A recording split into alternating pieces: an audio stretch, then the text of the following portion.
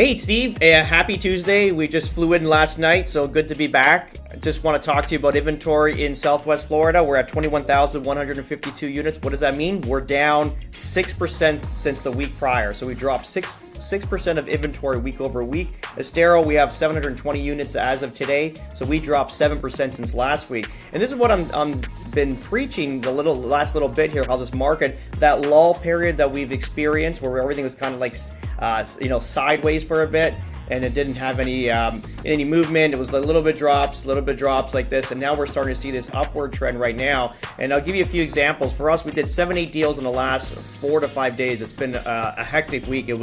We basically made our year in the last week just based on the amount of sales and the size of them as well, because there was like a multitude of them all through. I even sold my land up north, which is great. So that money is coming back to Florida, and we're going to start buying land again, and we're going to start building. So that's on another topic, but just exciting times. Everything's starting to move. So going back to the builders, specifically in Lennar, so we took a shitload of their quick move-ins because the prices are too great. And I'll give you an example. I bought an Edison model for $265,000, and they just sold one yesterday for $304,000. Fast math, I know there's not big amounts. Usually up north, 300 grand is basically what you bid over asking. But again, if you kind of look at the percentage form, what we've accomplished there in a couple of weeks, we made 11%. So we bought it 11% under where they're selling them right now, and that's just literally 2-week span. So we're seeing that pop up. So if there's no salesman tactics or bullshit, we had a lull period for a very long time. If you kind of look at Pulte, what they were doing with Verdana Village, those incentives always wavered. They're always the same. If they're going to give you 100,000, they're going to give you 50%. If you kind of calculate it all, it always equals the same. So if you're buying a Stellar, it's always around that. We got them down to like 680, 720 range, something around that nature, 750 at times. Okay, so just between that, depending where the home site is, the lot location. But it's always been that stagnation there with the pricing the last, let's say, year and a half. And then Lennar, for example, like for the Trevis, the Venices, and the Marcellas in phase 2, they've kind of hovered. They bottomed out around 480. They really didn't dip below that. I think we had an opportunity to do a deal at 476, 475, something like that. But now they're starting to get on a price rise. I actually received a call. I got great relationships with all our salespeople, with not just Lennar but in Pulte. So I get calls. People communicate with me on a regular basis, kind of going forward and what's kind of happening, so I can advise my clients to move forward.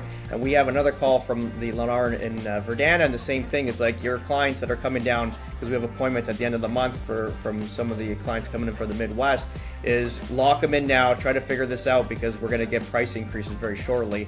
And that's due to, because Jerome Powell is going to meet at the end of this month. I think it's the 27th. I forgot the date. It's at the end of this month. And I'm going to bet that he's going to reduce rates. I think this is what's happened. He's got a lot of pressure, not just from the White House, but everyone around him as well. I think he's going to reduce rates or might resign. We'll see what happens. He probably won't resign, but ultimately will reduce rates, and you're going to see a pop-up of prices. And that's what Lennar has messaged all their sales staff, is that if this rate gets cut, we're going to pop up prices.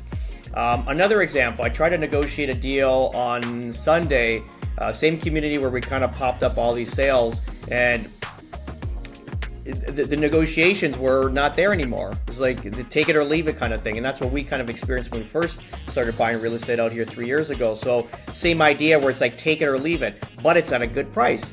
So we could pick up a single story, on the water, single story detached, 3-bed, 2-bath, 1430 square feet, beautiful little property backed onto water for $250,000.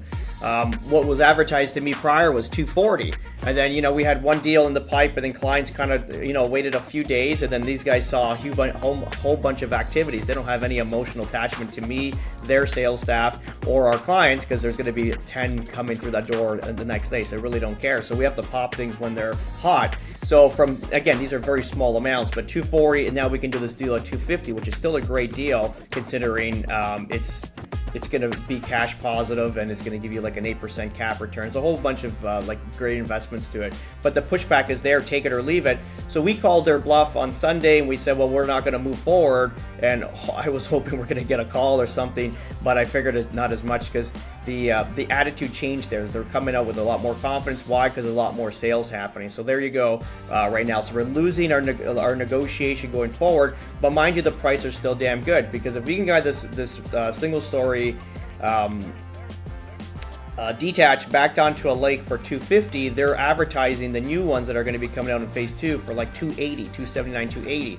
So even if you negotiate that 10 down, you're still going to be in that $260 range, $260, $265. So ultimately, this is a good deal. But it is what it is. This is what we're seeing right now. So just kind of give you an update on the market right now. So if you are looking to invest in Florida, you better start looking at it now. Don't hesitate, because it's starting to pop. You can feel the energy in the environment. And just think about this: we're off season. We should not be doing the deals right now. We shouldn't be losing this much amount of inventory. Should be more stagnation. And it's the opposite. Why? Because everything's going to be based on rate. So this is not going to be a traditional market where we're going to wait for in season to make this huge pop off in sales. I think people have been watching this market for a while, and things are starting to look tasty right now, and that's why they're biting. But again, they're going to get, once these prices start rising, even for investors, it's not going to make sense. You're not going to get that cap return or that passive income anymore. So you got like a fine line. You got maybe 2 to 3 months to make a decision. And the longer you wait, the higher the prices, the lower the passive income.